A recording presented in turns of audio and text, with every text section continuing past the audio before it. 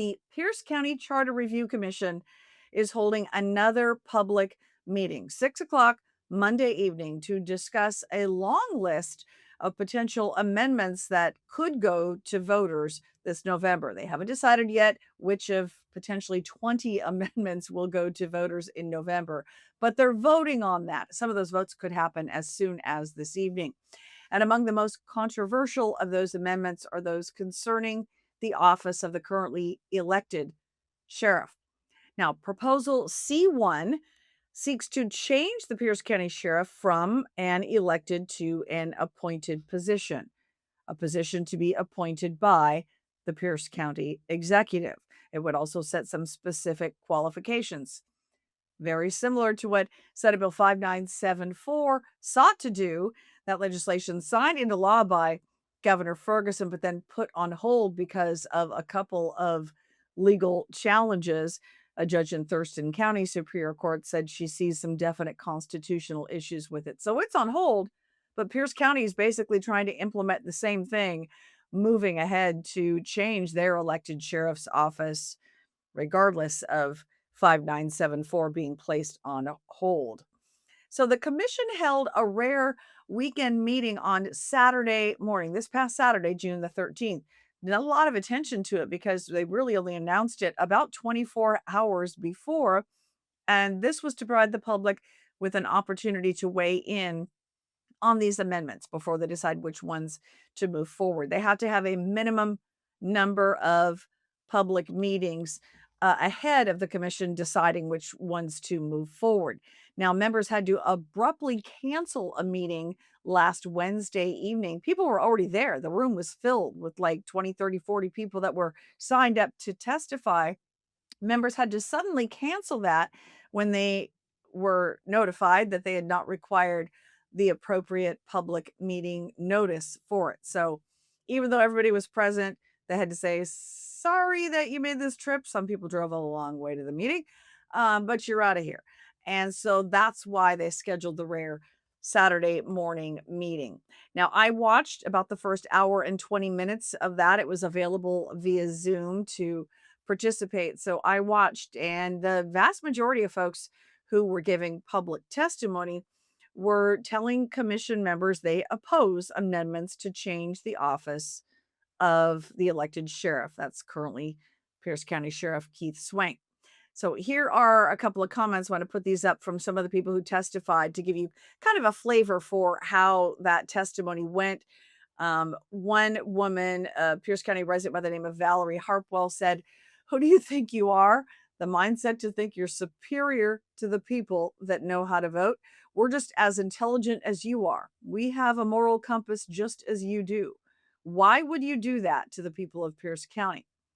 Another citizen by the name of Ken Paulson said, "I was wondering if there's any cost analysis on all this stuff that can be on the ballot. Because if enough stupid voters," this was him speaking, "from Seattle move to Pierce County, this stuff can pass. Pierce County doesn't have money to burn. Hopefully, we won't have another tax increase." And that was kind of to give you a flavor for how the testimony went. There were a couple of citizens that were there in person that spoke in favor of the amendments. Once just basically said, "I want the office of the sheriff to be held to more accountability." So she was supporting the ombudsman potential amendment. And then another spoke to a separate amendment that has to do with changing language in the county charter that would force elected officials or appointed officials to embrace pronouns and sort of a trans ideology. And there's a lot of concern about that one as well. But there was a person there that spoke in favor of that. So I wanted to make sure we were fair and letting you know what I observed in that public meeting. I also spoke on Friday with one of the commission members herself, Holly Rogie. She is one of the few conservative members of the 21 member commission. And she told me that she's pretty confident progressive members who hold the majority on the commission are going to push forward as many of these proposals that are controversial as they deem fit. She's like, they've got the votes for it. You only need 11 of those votes to move forward with it. She's confident they're going to have the ones, including concerns that would change the office of the elected sheriff. And I also spoke with Pierce County Sheriff Keith Swank again this morning. He did not attend the Saturday meeting, but he will be attending the Monday night meeting. He believes that a lot of this is directed, not just at the office of the sheriff, but personally at him, because some people have not taken well to the fact that he's spoken out and said, I'm not going to adopt pronoun ideology. Nothing against gays and lesbians, but all this, far beyond this, the LGBTQIA plus stuff on that far right end of those letters, he has a problem with. And he says, I won't embrace it. My department will not embrace it. And he told me that after the last meeting that he attended, there were 2 complaints filed against him with the Criminal Justice Training Commission. And both of those had to do with some language that he used in the last meeting to say, I'm not going to embrace the pronouns. These members of the community that filed the complaints likened that to hate speech.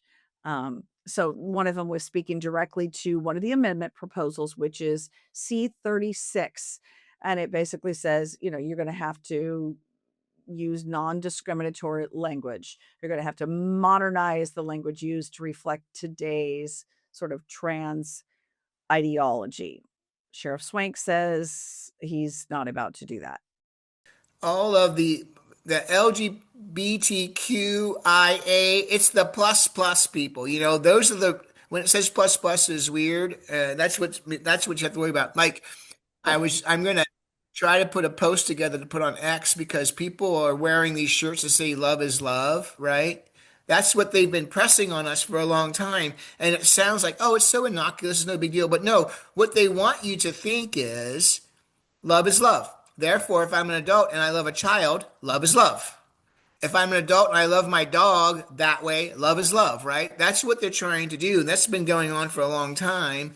And so they want to normalize non-normal things. That's what the radicals do there. And I watch what people who are, I'll just say, normal, regular lesbians or gays. You know what I mean? They're like, hey, this LGBTQ, they don't represent me, right? I just want to do my life, do my own thing. I'm with my partner, my husband, wife, whatever, right?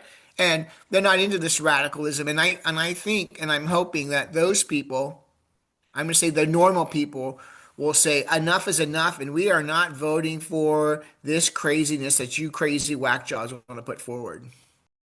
Now, there could, in fact, be final action on some of these amendments as soon as Monday evening, or further action could come at the meeting on the 17th or in a week, the meeting that they have on June 22nd. And again, it's by the end of the month.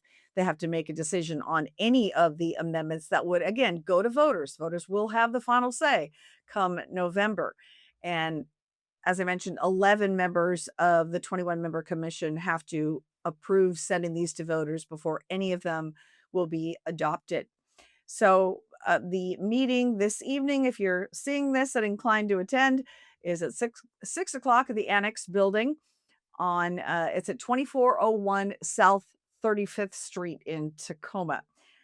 So it's, folks have an opportunity to weigh in. And if you can't make the meeting, if you go to the Pierce County Charter Commission website, they do have a Zoom link for these meetings. You can participate, even sign up to testify via Zoom, or you can also just, watch the public testimony and what the commission members have to say.